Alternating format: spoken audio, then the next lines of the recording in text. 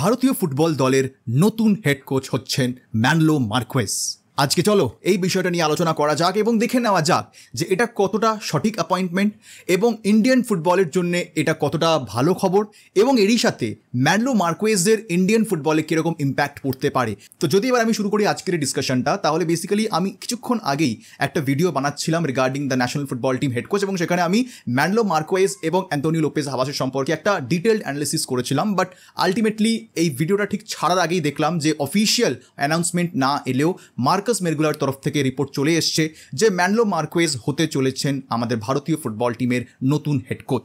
তো সেই কারণে আমাকে আগের ওই পুরো ভিডিওটা ডিলিট করতে হলো, বিকজ ওটার কোনো সেন্স ছিল না, বিকজ আর ডিসকাশনস করে লাভ নেই যে কে ভালো কে খারাপ। The appointment is already done. তো বেসিক্যালি আজকের ডিসকাশনটা এরকমভাবে হবে যে কেন এআইএফএফ ম্যানলো মার্কোয়েজের জন্য গেল এবং কেন অ্যান্টোনিও লোপেজ হাভাসকে নেওয়া হলো না, এবং যদি অ্যান্টোনিও লোপেজ হাভাস কোচ হতেন তাহলে তার কি ইম্প্যাক্ট থাকতো সেটা হালকা করে একটু ডিসকাস করে নেব। তো ম্যানলো মার্কোয়েজের সম্পর্কে যদি আমরা আলোচনা করি তাহলে এখানে কোনো রকমের সন্দেহ নেই যে ম্যানলো মার্কোয়েজ যেরকম কাজ করেছেন আমাদের ভারতীয় ফুটবলের ডেভেলপমেন্টের জন্য খুব কম কোচই সেটা পেরেছেন।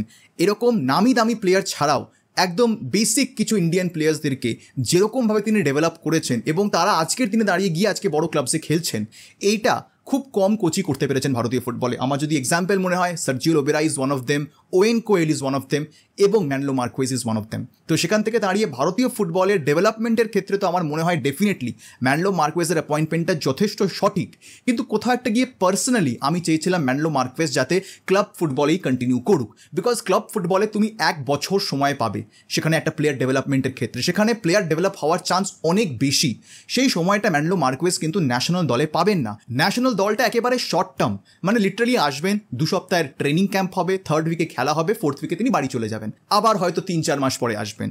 তো এরকমভাবে একদম খাপছাড়াভাবে তিনি কতটা কি প্লেয়ারদেরকে ডেভেলপ করতে পারবেন সেটা কিন্তু আমার জানা নেই, বা আমি একটুখানি স্কেপটিক্যাল বটেই। যে আমার পার্সোনালি মনে হয়েছিল যে ম্যানলো মার্কোয়েজের ক্লাব ফুটবলেই কন্টিনিউ করা উচিত ছিল, তাহলে সেখানে ইন্ডিয়ান প্লেয়ারদের ডেভেলপ করার চান্স অনেক বেশি থাকবে। বাট আলটিমেটলি এটাও একটা ব্যাপার যে ম্যানলো মার্কোয়েজ যেই ব্র্যান্ড অফ ফুটবল খেলান সেটা হয়তো ভারতীয় ফুটবলে অনেক বেশি কার্যকারী হবে, বিকজ ফার্স্ট অফ অল তো এই ব্র্যান্ড অফ ফুটবল এআইএফএফ খেলাতে চাইছে, বিকজ এআইএফএফ একজন স্প্যানিশ কোচকে অ্যাপয়েন্ট করতে চাইছিল ভেরি ফার্স্ট ডে থেকেই, যার খেলার অ্যাপ্রোচটা মডার্ন এবং প্রগ্রেসিভ হবে।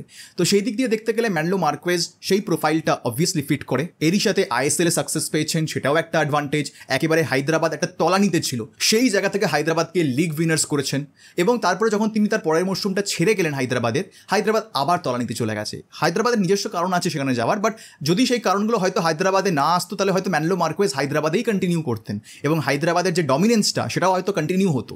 বাট যাই হোক, ম্যানলো মার্কোয়েজ তারপর গোয়াতে গেলেন। গোয়াতেও যেরকম শুরুটা গোয়া করেছিল মানে আউটস্ট্যান্ডিং, মানে একেবারে আনবিটেবল মনে হচ্ছিল গোয়াকে। তারপরে সন্দেশ ঝিঙ্গানের চোটটা টার্নিং পয়েন্ট হয়ে যায় এবং সেখান থেকে গোয়ার মানে পুরো সিজনটা একটুখানি ধসে যায়। But ultimately Goa really played well, একদম কমেন্টেবল, একদম প্রচণ্ড স্কিলফুল খেলা গোয়া খেলেছে লাস্ট ইয়ার আইএসএলে, এবং ইন্ডিয়ান প্লেয়ার্সরাও অনেক বেশি ইম্প্যাক্ট ফেলেছে গোয়াতে লাস্ট ইয়ার। তো সেই কারণে ম্যানলো মার্কোয়েজের মধ্যে যে একটা ম্যাজিক রয়েছে যে ইন্ডিয়ান প্লেয়ার্সদের তিনি একটা আলাদা রকমভাবে ডেভেলপ করতে পারেন, মানে একেবারে মনে হয় যেন তিনি খুব ভালো কমিউনিকেট করতে পারেন ইন্ডিয়ান প্লেয়ার্সদের সাথে এবং ইন্ডিয়ান প্লেয়ার্সরাও বোঝেন যে ম্যানলো মার্কোয়েজ চাইটা কি। তো সেই কারণে এই দুজনের পজিটিভিটি থেকে একটা ভালো একটা রেজাল্ট, একটা আউটকাম যে কোনো দল পায়। তো সেই জিনিসটাই হয়তো এআইএফএফ রেপ্লিকেট করতে চাইছে আমাদের ইন্ডিয়ান ফুটবলে, এবং ডেফিনেটলি আমার মনে হয় যে যেই ব্র্যান্ড অফ ফুটবল ম্যানলো মার্কোয়েজের আন্ডারে ইন্ডিয়ান ফুটবল খেলবে, I think it will be really really good. এবং পার্সোনালি হ্যাঁ, অনেকেই চেয়েছিলেন যে ম্যানলো মার্কোয়েজ কোচ হন because he deserves to be the national team head coach. But আমি একটু আলাদা, আমি চেয়েছিলাম তিনি ক্লাব ফুটবলেই কন্টিনিউ করুক, বিকজ এটা বললাম যে ইন্ডিয়ান প্লেয়ার্সরা আরও বেশি ডেভেলপ হতেন যদি ম্যানলো মার্কোয়েজ গোটা 1 বছর ধরে তাদেরকে ট্রেন করতো। ইন্ডিয়ান ফুটবলে বা ন্যাশনাল দলের জবে তিনি সেই চান্সটা পাবেন না। তো সেখানে তিনি কতটা প্লেয়ারদের সাহায্য করতে পারবেন সেটা কিন্তু আমার জানা নেই, বিকজ তিনি আসবেন 2 সপ্তাহের একটা প্ল্যান হবে যে দেখো এই প্ল্যানে আমরা ট্রেনিং করবো, 3rd উইকে সেই প্ল্যানটা ইমপ্লিমেন্ট হবে, খেলা হবে, তিনি বাড়ি ফিরে যাবেন, এটা বেসিক প্ল্যান। এবার হ্যাঁ, এরই সাথে সাথে প্লেয়ার আইডেন্টিফিকেশন, প্লেয়ার ডেভেলপমেন্টের ক্ষেত্রে কারা ন্যাশনাল দলে আসবেন, সিনিয়র টিম থেকে কারা বাদ পড়বেন, সেগুলো তো আছেই। বাট প্লেয়ার ডেভেলপমেন্টের ক্ষেত্রে ক্লাব ফুটবলেই ম্যানলো মার্কোয়েজের আমার মনে হয় থাকা উচিত ছিল। বাট আলটিমেটলি এআইএফএফ কিন্তু এফসি গোয়ার সাথে একটা অন্য রকমের চুক্তি করেছে। এআইএফএফকে যদি ম্যানলো মার্কোয়েজকে এই সিজনেই আনতে হতো তাহলে তাদেরকে একটা কম্পেনসেশন দিতে হতো এফসি গোয়াকে, যেটা ডেফিনেটলি তারা দিতে পারবে না, বিকজ এই মুহূর্তে অলরেডি লিগাল ব্যাটলে তারা ফেসে আছে ইগস্টি ম্যাচের জন্য, সেখানে একটা টাকা যাচ্ছে। ম্যানলো মার্কোয়েজকেও স্যালারি দিতে হবে, সেটার একটা টাকা রয়েছে, তার উপর যদি আবার কম্পেনসেশন দিতে হয় তাহলে ভিখারি হয়ে যাবে এআইএফএফ। তো সেই দিক দিয়ে দেখতে গেলে আই থিঙ্ক এফসি গোয়ার সাথে যে চুক্তিটা হয়েছে এআইএফএফ সেটা হচ্ছে যে Manolo Marquez interim head coach থাকবেন ন্যাশনাল দলের, মানে এই বছরটার জন্য তিনি গোয়ার কোচিংও করাবেন এবং তিনি ন্যাশনাল দলের কোচিংও করাবেন। এবার পরের মরশুম থেকে ফুল টাইম তিনি গোয়া ছাড়বেন এবং Manolo Marquez full time national দলের কোচ হবেন। এটা আপাতত চুক্তি হয়েছে এফসি গোয়ার সাথে ম্যানলো মার্কোয়েজের এবং এআইএফএফ এর, এবং সেই কারণে আই থিঙ্ক যে আমরা এই সিজন থেকেই ম্যানলো মার্কোয়েজকে ন্যাশনাল দলের হেড কোচ পদে দেখব। যদি আমরা কথা বলি যে হাবাসের থেকে ম্যানলো মার্কোয়েজ বেটার কিনা, তাহলে এটার অনেক পার্সপেক্টিভ রয়েছে। যদি আমাকে আমার পার্সপেক্টিভ জিজ্ঞেস করো তাহলে আমার মনে হয়েছিল Habas would have been the best choice, কারণ হাবাস ওই শর্ট টার্মে সাকসেস তিনি খুব ভালো আনতে পারেন। মানে হাবাসকে তুমি একটা গোটা মরশুম দেবে, তিনি অবভিয়াসলি একটা গোটা মরশুমে সাকসেস এনে দিয়েছেন, বাট ওই শর্ট টার্মে তিনি যে সাকসেসটা এনে দেন সেটা কিন্তু অনেক সাহায্য করতো ইন্ডিয়ান ফুটবলকে। বিকজ 2014-তে এটিকেতে এসেছিলেন, শর্ট টার্মে আইএসএল চ্যাম্পিয়ন করেছেন, 2015-তে আবার ওই শর্ট টার্মে সেমিফাইনালসে নিয়ে গেছিলেন, তারপরে 2019-এ ফুল ফ্লেজেড একটা লিগ পেলেন, সেই এক বছরে তিনি এটিকে সেই সময় চ্যাম্পিয়ন করেছিলেন। আবার এই মরশুমেও মোহনবাগান সুপার জায়ান্টে 6 মাসের জন্য এলেন, একটা বিখরে যাওয়া টিম, কোনো টিম কম্বিনেশন নেই, কোনো ইউনিটি নেই, সেই টিমটাকে একটা অন্য জায়গায় নিয়ে গেলেন, লিগ শিল্ডের পথে হাঁটালেন এবং লিগ শিল্ড জিতেও নিলেন। তো এই শর্ট টার্মে হাবাস অনেক বেশি এফেক্টিভ বলে আমার মনে হয়, বিকজ হাবাস তাহলে আর প্লেয়ার ডেভেলপমেন্টের ক্ষেত্রে ভাববেই না, তার মেইন ফোকাস হবে কী করে ম্যাচ বার করবো। তাহলে সেখানে হাবাস এক্সেলস, ম্যানলো মার্কোয়েজের থেকে রেজাল্ট বার করার ক্ষেত্রে Habas excels in that brand of football. এবং সেখান থেকে দাঁড়িয়ে ম্যানলো মার্কোয়েজ যদি এখানে ইউথ ডেভেলপমেন্টের কাজ করতেন, ক্লাবে দাঁড়িয়ে ইন্ডিয়ান প্লেয়ার্সদের ডেভেলপ করছেন সেই কাজটা করে যেতেন, এবং ওদিকে হাবাস যদি ন্যাশনাল দলের কোচ থাকতেন এবং এরই সাথে তিনি রেজাল্ট আনতেন, তাহলে এর থেকে ভালো কম্বিনেশন আমার মনে হয় আর কিছু হতে পারতো না। বাট আমি আগেও, মানে ইনফ্যাক্ট আমি আগের ভিডিওতে আলোচনা করছিলাম, যেটা আমি ছাড়তে পারলাম না, সেটা হচ্ছে যে একটাই কনসার্ন যেখানে এআইএফএফ হাবাস থেকে পিছিয়ে আসতে পারে, সেটা হচ্ছে তার হেলথ কন্ডিশনস। বিকজ অলরেডি ইগস্টি ম্যাচের যে স্টেইন বসেছিল, তিনি মেডিকেলি ফিট ছিলেন না নাকি এআইএফএফ বলছে, তো সেটা নাকি এআইএফএফ জানতোই না। তো সেখান থেকে দাঁড়িয়ে এটা তো অলরেডি এআইএফএফ জানে যে হাবাসের শরীর খারাপ আছে, তো সেখান থেকে আমার মনে হয় যে যেহেতু তার বয়সও হয়েছে এবং একটা 4 বছরের কমিটমেন্ট এটা, তো সেই 4 বছরের মধ্যে হাবাসের যে হেলথ কন্ডিশন সেটা যে আরও ডিটোরিয়েট করবে না সেটা কে জানে। তো সেই কারণে আমার মনে হয় ফিউচারের কথা মাথায় রেখে, বিকজ একটা 4 বছরের প্রজেক্ট তোমাকে একটা কোচকে 4 বছর দিতেই হবে।